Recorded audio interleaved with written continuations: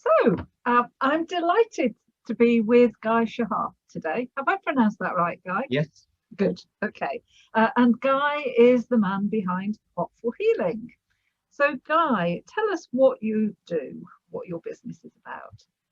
Basically, I use energy healing to transform people's lives by removing the energetic blocks and helping them to live the life they want to live, to remove whatever is stopping them from doing what they want to do, feeling how they want to feel, and achieving what they want to achieve, giving them the life that they want, effectively. That sounds terrific. And it sounds like when I asked that question about who would your client be, it could be everybody, but who is a good customer for you? Somebody who really wants their life to be transformed, wants their life to be changed. It might be something simple like, physical pain, aches and pains and things like this.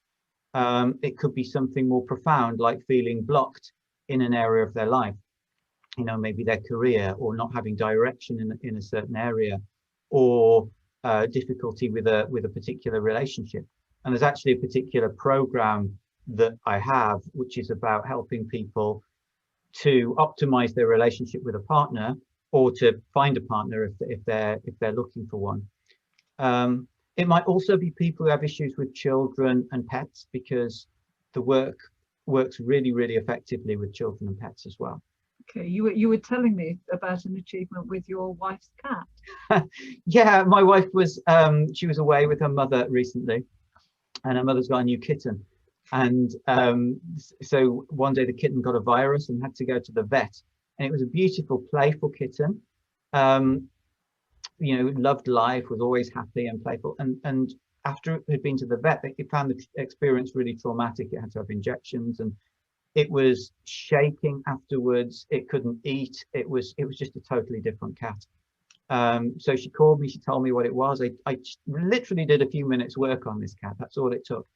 And the next morning, the cat was back to its lively, happy, playful self. It had to go to the vet again that day to have a second dose of injection, and it coped really well with the experience. It wasn't affected. It was eating perfectly well again. So yeah, that was just a small example with my wife's mother's cat. That's fantastic. But I know you've also had success with people. Yeah. So perhaps you can give us an example of somebody you've helped there. Yeah, well, the one I was mentioning before was about a woman, fairly young woman actually, who was bedridden. She wasn't able to get out of bed, barely able to get out of bed, feeling really weak and exhausted.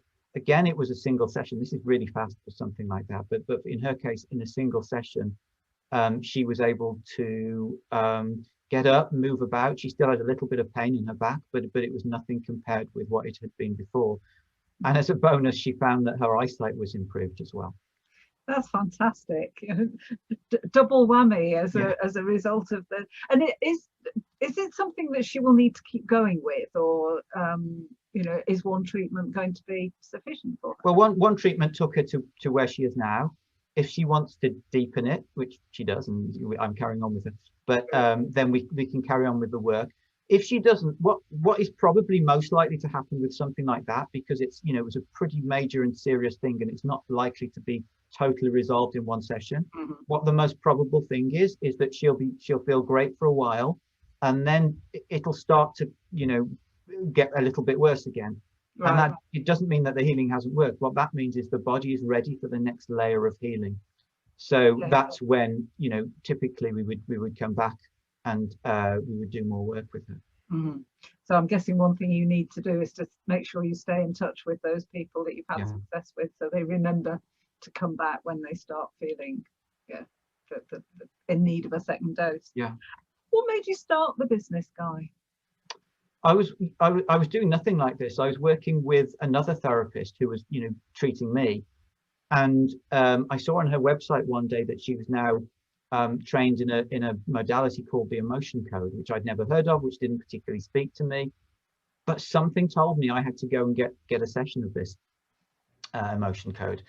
And so I did, and while it was going on, I just had this really strong feeling I could do this, and it was never anything that I thought was possible for me to do, actually, because it was using energy work, using kinesiology remotely, muscle testing remotely, which was a foreign language for me. But when I actually decided to learn to do it, and as I was learning to do it, I found it was really working for me. It was working for myself, it was working on my family, and I was having really good results with friends who I was practicing on as well. And many of them started referring people to me. So I started to get a stream of people who I didn't know who were wanting work, and that's when I realized I needed to set up a business and take this forward. What a great way to know that this is the right path to go on. So, yeah, I think a lot of people starting a business would love to start with people queuing up to refer business to them. So that's fantastic. And I know it's a business you've set up in lockdown. So yeah, what you've been having to do a lot of this remotely, which just proves that the world is your oyster, really, going forward, doesn't it?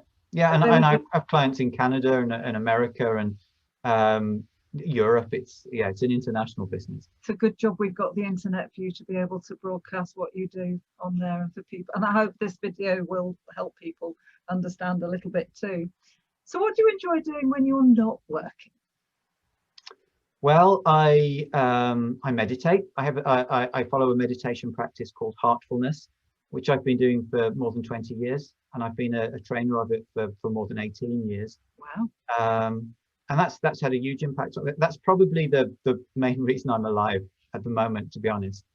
I write music sometimes. I'm not Mozart by any stretch of anyone's imagination, but I occasionally write pieces of music.